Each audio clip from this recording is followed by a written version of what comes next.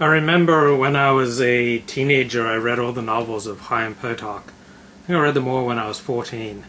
And it never occurred to me when I was reading these books that I would one day become an Orthodox Jew and have a beard down to here. Never occurred to me because, however fascinating they were, they never portrayed a world that I wanted to join. I was interested in reading about this world, but I didn't want to join it. Then I came to UCLA in 1988 and started listening to Dennis Prager, and he presented Judaism in terms that I found very exciting.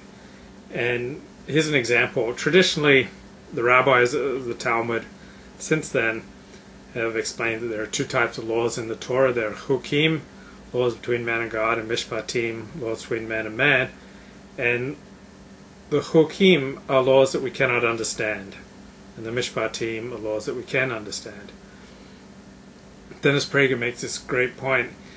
If you assert at the outset there are laws we cannot understand, if you believe that many laws that you'll never be able to figure out, then you'll never seek to understand them. This basically ends intellectual inquiry into their purpose.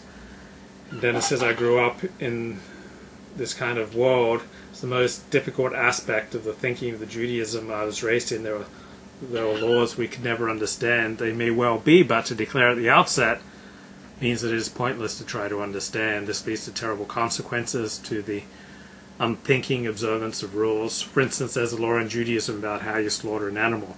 Take a blade that is extremely sharp. It cannot have any nicks in it. You have to be able to slice the animal's throat in one cut across the neck. And this seems obvious to Dennis Prager as a law to minimize the animal's suffering. But this Orthodox rabbi once challenged Dennis and said, there's nothing in this law that we can't take a long time in cutting the animal's throat, so the animal will suffer.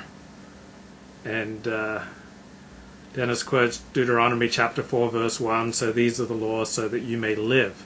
So we are told that there is a purpose to Jewish law. Do them so that you may live.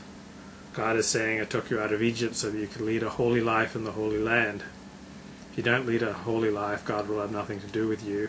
And if God has nothing to do with you, you will die.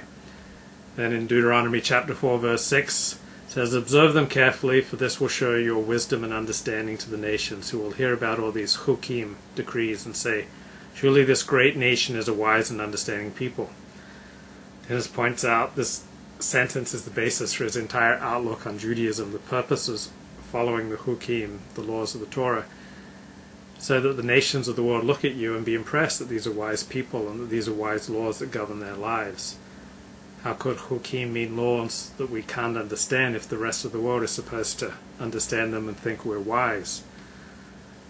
If the rest of the world can't understand them, they'll just think what a weird people, what weird laws they observe. And this is what the nations have often said about Jews. What a weird people. Why can't they do this on the Sabbath? Why can't they eat that? Why do they dress like this? And so observant Jews are not living Judaism in a way that makes God look wise and makes the laws look wise.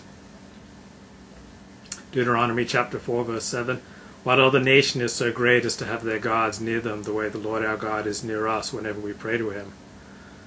Dennis makes the point, Torah says our greatness does not come from our great numbers or from our great power, but from our wisdom and from our understanding.